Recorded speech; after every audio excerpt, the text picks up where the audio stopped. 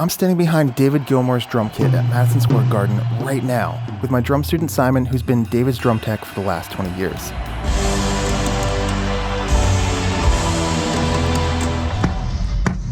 He's going to give us the full rig rundown, and you'll learn the breakthrough that took his own playing to the next level.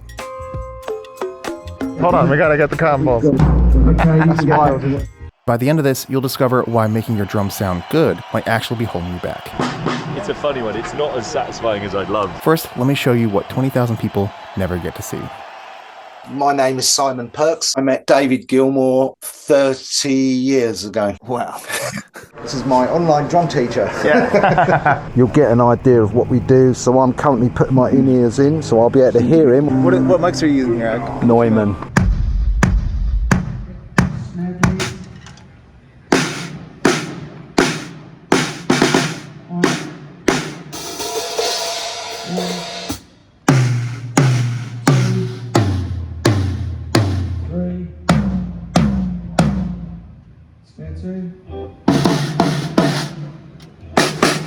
Roto 1, 2,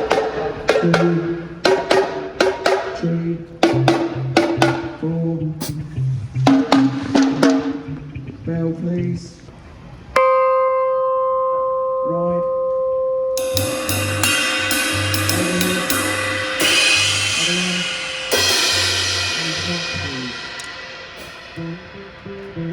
Oi, oi.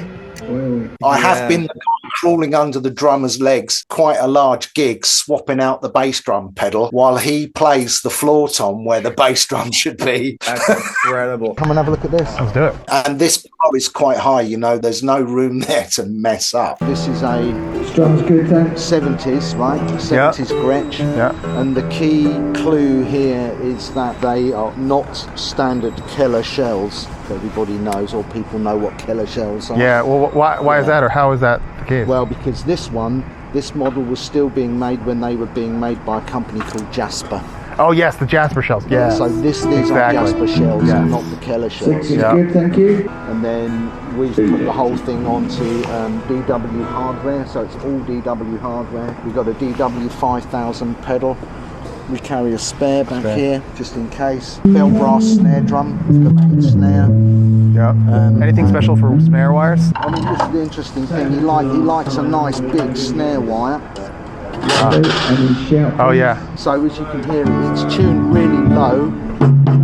Right. Yeah. Yeah, so we've got to use like lug locks because especially here around here where he's playing, so when he's hitting, because it's with such a low tension, Yeah. they very easily loosen themselves off, especially these two, you know. Oh, for sure. To keep it in control because the tuning's that slow, so we are using 2 sets of snare weight. Often this one is folded up. Oh, I didn't even see, that looked like something else at first. I didn't realize that was a snare weight. No, they're both snare weights. Yeah.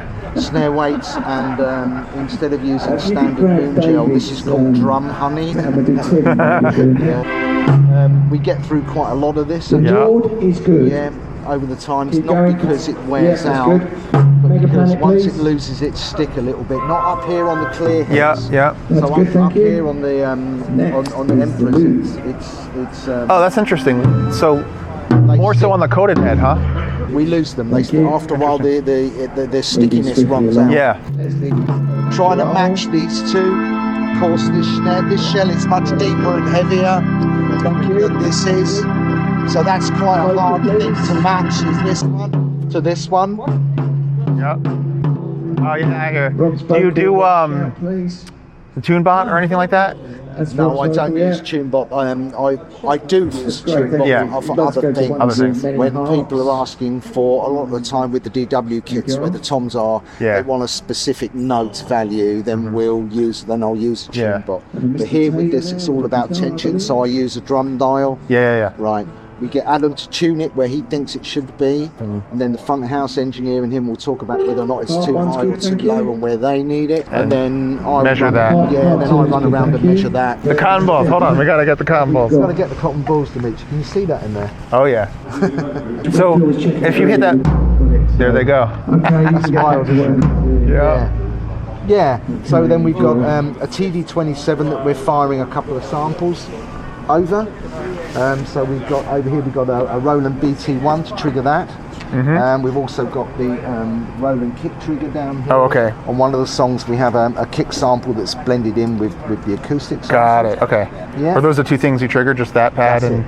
That's it. Great. Cymbals are Istanbuls. These are new for Adam. They're model traditional. Yeah. So this is 22-inch crash ride, and this is a 20-inch crash ride. Cleaning cymbals is a thing, so there's an awful lot of smoke and haze being used here. See that, right? And this is a real pig to clean off. Did you guys find that you needed to try different cymbals or ride cymbals to fit? He did. Yeah. He did. Yeah. This is very much, his thing. So we've got two of these. The second one has a much lower tone than this one. Yeah. Right. And I think that's down to the manufacturing process from Istanbul, that it's very individual with their cymbals, as opposed to somewhere like Paisley. Every cymbal's going to sound the same. So when you're using a company like this, it's very much you've got to go and select them. Exactly. Buying online is you're taking a chance. Right. And then we've got our famous Rototoms here. So this is for the intro of time, and these are tuned to an A, an F sharp, an E, and a C sharp. And the bell. So this was made in Whitechapel 2001 written on it. And Whitechapel is the bell foundry in London. It's the same place that the original Liberty Bell was made there. Oh wow. Cool. This is the hammer for the bell, or one of the two. One of them. So there's one there. Handmade by Simon. Made by Simon. When he's playing the bell part, so he's having to play like this. And this is solid bronze, fella. Wow. Tuned to the notes that we need for that one particular song. And over the years we've experimented with various things for hitting this, and we finally came up with a 100-gram German style hammer. These we pick up from Switzerland, where I live, because we haven't found this shaped hammer anywhere else. And then we cover the end in 2 layers of leather. We use some kind of a glue just to bind the leather together. This is good old Gorilla Glue in here. And then I hand bind the leather with, this is 50-pound, 50-kilo breaking strain. You're telling me about that. Yeah, absolutely. Yeah, from Paracord. If anybody knows what Paracord is, that's the line they use for parachutes. This is one strand of the inside of one piece, and this gives us the right kind of tone that we need for that. Wow. However, they do break. Yeah. The leather will split, and that's why there are 2. So he has the one here that you can get at straight away for playing. And the backup. And the backup is over here, yeah. You gotta have a backup of everything. You've got to have a backup of everything. If you have your thumb behind the hammer, when the hammer hits the bell, there's no rebound, Dimitri. Let the hammer come off. It looks familiar, doesn't it? Okay. Yeah, let the hammer come off. That's funny. We've talked about that a lot. We have talked about that. That's great. The seat actually is Porter and Davis. That's the BC Gigster. I don't know if I've heard of them. No? Okay, so this has the built-in thumper in the seat. So there's no extra device clamped to the post. Yeah. Wow. And then that is controlled down here from this green control box down here. Yeah. Where it says tactile monitoring. If he wants to use that, he will use that. That's completely all controlled by him. And the clue with the BC Gigster is that big button down there, it's exactly the right size for him to be able to lean down and make the adjustment with the drums. Oh, that's perfect. Knobs matter, right? Yeah, knobs matter. We change patches with a good old foot switch down here. I provide him with some LED lighting so he can find his way on and off in the dark. Depending what mood he is in, sometimes we put some notes out for him. I have a whole box full of old drumsticks down here just in case. We keep things nice for him in that, using an old drumstick, we make him somewhere to put a spare towel. So here you can see the repair work that was done, right? Properly filled. There's no real notice on the inside. It's really, really cool. This is Power Stroke, vintage, modern, whatever it's called. Lovely kit. And it's his. Yeah. And indeed, here is the man. Great to meet you. Good to meet you. How you been? I've been great, man. Next, I sat front row and watched David Gilmour and his full band play several songs, and it was the best live sound I've ever heard. But the drums sounded so different out here than they did on stage. The snare blew me away so much that later, Adam, Simon, and I discussed how tuning and technique affect how the entire band sounds. Not just on stage, but to the audience too.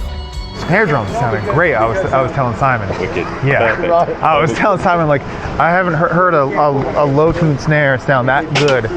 You know. I mean, it sounds good up here, but sounds good. It sounds great out there. Exactly. It sounds. It's a funny one. It's not as satisfying as I'd love here. That's one of those things I'm used to because, like, I'm just like everything I do, I'm used to hearing through the filter of what is it going to be. Absolutely, in the Tony, studio. it's a studio vibe. It seems to have got lower over the course of the kind Right. of couple of weeks. Yeah. Colin likes it super low. And Yeah, Colin's the beefy. front of house Yeah. guy. I personally, I would have it just a hair up. Do you find that changes depending on the venue?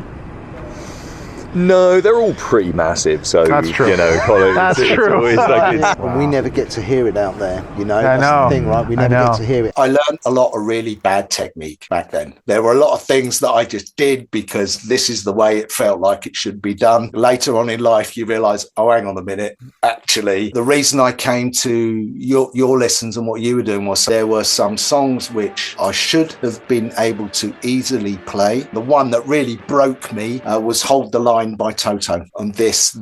And I suddenly realized I can't do it. Then it's all here, clamped up tight, and it's all coming out of here. And so at that moment when I realized, okay, I really need to be able to get this going. Right. And that was my challenge. And as you get older, when you're young and in your 20s, it doesn't matter, right? You muscle this out and you get through there, right? No problem. When you reach 60, you think, hang on a minute, there's got to be an easier way. Well, that's when I came to you. And it has truly helped me. Now I have no problem. I have no problem whatsoever. I can play Hold the Line all the way through. I have no problem with this. I have no arm aching going on. It's a fluid thing. And I recently sat in a jam session with a bunch of guys who are very kind of like jazz orientated and found I was able to do a whole bunch of stuff that a few years ago for me would have been a struggle. And I was doing them without thinking about it. I was like, okay, check me out. Anything in particular that we did together or that you learned from our time together that made the biggest difference? The beginning with I think you called it the pre-flight check, that, you know, when you're first doing this and you're doing this slowly, you know, what's going on here, right? As soon as it's like this, stop. And this really was the thing, the pre-flight check and this.